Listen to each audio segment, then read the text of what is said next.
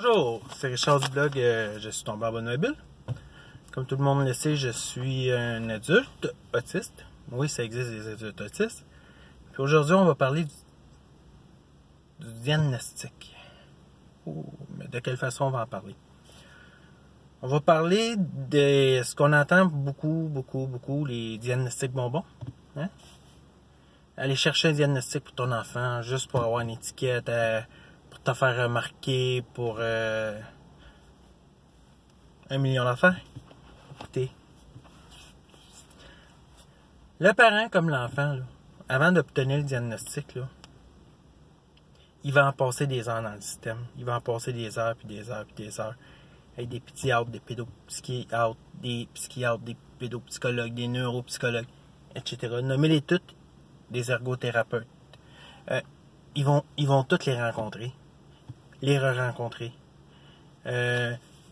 L'enfant va faire des exercices en fonction du diagnostic qui pourrait être, hein, pour être sûr des tests diagnostiques, pour être sûr d'arriver au diagnostic. Puis tout ça, là, ça n'a aucun plaisir pour les parents. Aucun parent qui fait comme « Yes sir, aujourd'hui je perds une journée de travail parce que je m'en vais à l'hôpital, parce que je m'en vais là, parce que je m'en vais là. » Puis ton boss te dit « Ben là, c'est parce que ça fait 8 journées que tu manques ce mois-ci. » Tu sais, il n'y a pas de fun là-dedans. Il n'y a pas plus de fun non plus à recevoir le diagnostic pour le parent, là. On s'entend dessus. Quand on vient de te donner un diagnostic, quand on te dit ton enfant a un diagnostic du trouble du spectre de l'autisme, il est autiste. Hein? Pensez-vous ce que ça peut faire à un parent? Hein? Il va avoir... écoute, souvent on parle de stress extrêmement violent, de dépression, de... Écoute, tous les plans de ta vie, sont perturbés de A à Z, le travail, tout est à voir, le travail, la famille. Puis quand on commence à rentrer dans toutes ces perturbations-là, puis qu'on connaît aussi la vision de la société dans laquelle on vit pour les gens différents, pour les gens en ordre, on commence à nier le diagnostic. On va pas nier les difficultés de l'enfant, on va pas nier ses besoins, on va nier le diagnostic. On va se sentir coupable. Les parents vont se sentir coupables de ça. Je suis désolé, je parle, je dis on, mais ça m'exclut, je n'ai pas d'enfant. Les parents vont se sentir coupables, il va y avoir de la honte, c'est de leur faute. C'est de leur faute, c'est leur enfant. Ils vont ensuite, après avoir la culpabilité sur eux, ils vont la mettre sur l'autre, sur le conjoint. Hey, la sœur de ta cousine qui habite en Gaspésie, elle avait pas un enfant qui avait quelque chose? Hey, on cherche dans la famille, là, la génétique, là. Hey, ça doit être... ça peut venir de n'importe où. Les reproches mutuels, ça fait quoi ça, un couple, vous pensez? À une famille? Vous venez de recevoir un diagnostic, votre enfant, il y a une différence qui est importante, une condition neurodéveloppementale, hein? Qu'il va devoir vivre avec toute sa vie, cette condition, pallier à des difficultés intenses. Puis on vous dit, la société vous dit que c'est de votre faute, vous avez été chercher un diagnostic pour le fun, que... Puis en plus, on ne l'accepte pas, votre enfant. Tu sais? Voyons donc, personne ne veut avoir ça, personne ne veut vivre ça. Hein?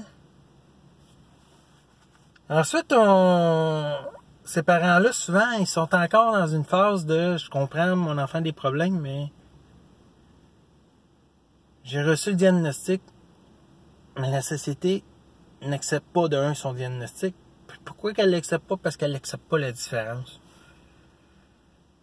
Il y a un rejet qui va être quasiment systématique de sa différence. Puis c'est pas un rejet conscient. Il y a personne qui consciemment va se dire « moi, je rejette ce type de personne parce que il y a une différence cognitive ou il y a une différence dans la sociabilisation. » Non. C'est pas de même que ça marche. OK? C'est un rejet qui est inconscient parce que la personne est tout simplement différente de nous. On ne connecte pas avec. Fait que, puis en plus, on a une vision de ces gens-là, hein, qui est complètement différente d'une réalité. Fait que ces parents-là, ils vont faire quoi? Ils ont un diagnostic. Souvent, ils vont commencer à chercher des cures miracles. Hein? Pourquoi? Ils savent dans leur tête que ça marche pas. Ils savent dans leur tête puis dans leur cœur. Ils aiment leur enfant. Ils veulent lui donner le maximum de chance. OK? Ils veulent que la société aime leur enfant aussi, comme eux l'aiment. Qu'est-ce qu'ils vont faire? Ils vont se garrocher dans toutes les espèces de cures miracles de charlatanisme qui n'existent pas. Hein? Je les nommerai pas, là. Parce que je vais avoir des fans de ces cures-là qui vont venir ici dans la journée. Puis qui vont commencer. Puis je veux pas y voir. Ces parents-là vont dépenser temps, énergie, argent pour souhaiter faire du bien à leur enfant. Un bien qu'ils vont souvent jamais vraiment réussir à obtenir comme ils le voudraient. Puis une fois qu'ils ont fait ça, à un moment donné, ben ils font comme, ben coudonc, hein. On comprend, tout ça, ça marche pas. Qu'est-ce qu'on fait? On va passer ceci. On se demande qu'est-ce qui est vraiment important. Ben, c'est encore l'enfant qui est important, qui est au centre de tout ça. La famille. Puis, il y a une acceptation qui se fait graduellement de la condition de l'enfant. Hein. Puis ça, c'est différent pour chaque personne. Ça peut prendre des années. Des fois même, ça peut jamais arriver. Il y a beaucoup de couples qui éclatent après un diagnostic. C'est pas parce qu'on n'aime pas l'enfant. C'est parce qu'on vit une culpabilité. On se sent coupable de ce que la société va peut-être faire à notre enfant plus tard. De la façon que la société va l'accepter, puis de la façon que la société va l'accueillir, puis interagir avec. Peu importe la condition de l'enfant, peu importe son apparence extérieure, peu importe. Souvent on me dit que ça n'a pas de l'air qu'il était autiste, mais ma blonde, là, qui est 24 heures par jour, ben pas tout à fait 24 heures par jour, il faut quand même que j'aille travailler, là, mais qui passe la majorité de sa vie avec moi, elle s'en rend compte que je suis autiste. OK? C'est elle qui vit avec moi. Quand je suis au travail, là, c'est organisé. Je sais exactement ce que j'ai à faire. Je sais exactement comment le faire. Je dépense beaucoup d'énergie à sociabiliser de la bonne façon. Qui n'est pas tout à fait la bonne façon d'ailleurs. Mais qui est bizarre mais passable. Bon. Fait que ces parents-là qui ont vécu,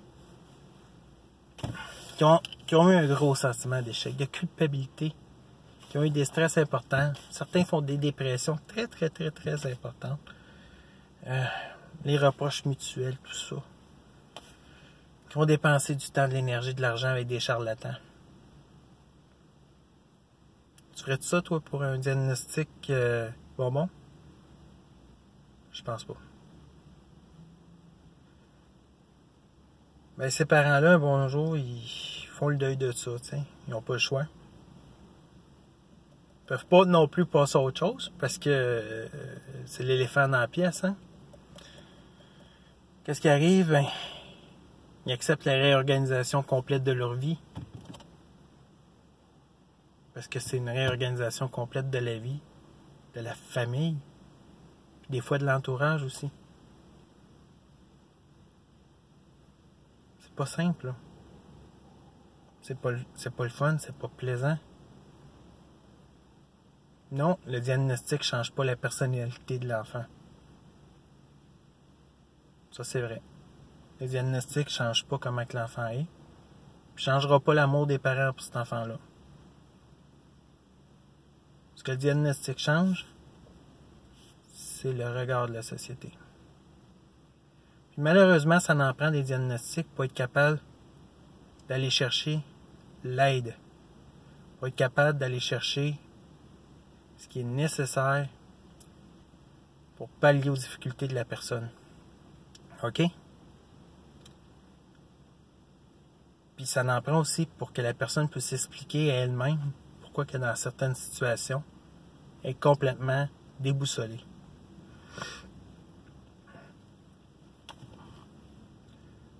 Bon, c'est ce que j'avais à dire pour aujourd'hui.